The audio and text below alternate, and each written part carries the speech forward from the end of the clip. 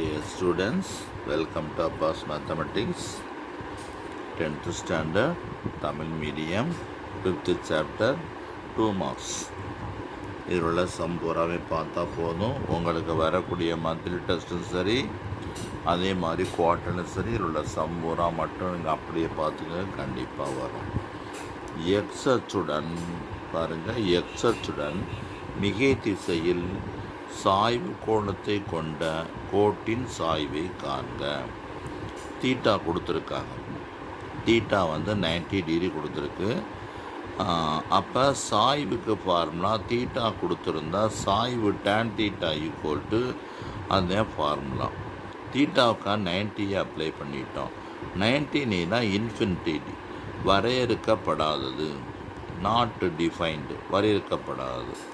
Theta equal to 0 இருந்துச்சுன்னா tan theta equal to சாய்வு அல்லது ஸ்லோப்பு, சாய்வு வந்து M equal to tan theta, tan 0 equal to 0. அவ்வளோதான். தீட்டா கோணம் கொடுத்துருந்தா சாய்வு M equal to tan theta.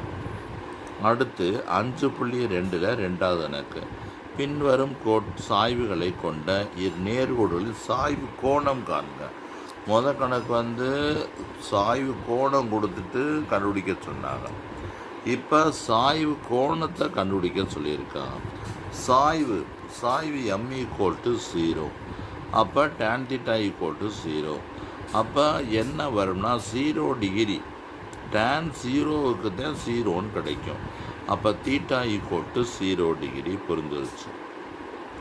M equal to 1, tan theta equal to 1ன்னு கொடுத்துருக்காங்க. 1 வந்து நம்ம ட்ரிக்னாமெட்ரி டேபிள்ஸில் வந்து 1 எந்த கோணத்தில் வருது, எந்த ஆங்கிளில் வருதுன்னு பார்க்கணும். ஆனால் டேன் 45 வேல்யூ தான் 1. அதனால் தீட்டா ஈக்குவல் டு 45 டிகிரி உங்களுக்கு நல்லா புரியுது. அதுக்கு அடுத்து ஒரு கோட்டின் சாய்வு கோணம் கொடுத்துருக்கு. சாய்வு கோணம் தீட்டா டிகிரி கொடுத்துருக்கு. நம்ம சாய்வு கோணம் கொடுத்தா சாய்வை காண்கன்னு கேட்டிருக்கு. இது வந்து நம்மளால் செஞ்சு பார்க்க சொல்லியிருக்கு. சாய்வுக்கு formula M equal to tan theta, இந்த மாதிரி தான், M equal to tan theta. அப்போ தீட்டாவுக்காக 30 டிகிரி அப்ளை பண்ணணும். தீட்டாவுக்கு 30 டிகிரி அப்ளை பண்ணால் டேன் 30 ஈக்குவல் டு 1/√3. அவ்வளோதான். அதுக்கடுத்து பார்த்தீங்கன்னா உங்களுக்கு கோணம் மதிப்பு கொடுத்துட்டாங்க. மதிப்பு சாய்வு கொடுத்துட்டு உனக்கு என்ன சொல்லியிருக்கு, கோணம் கண்டுபிடிக்க சொல்லியிருக்கு.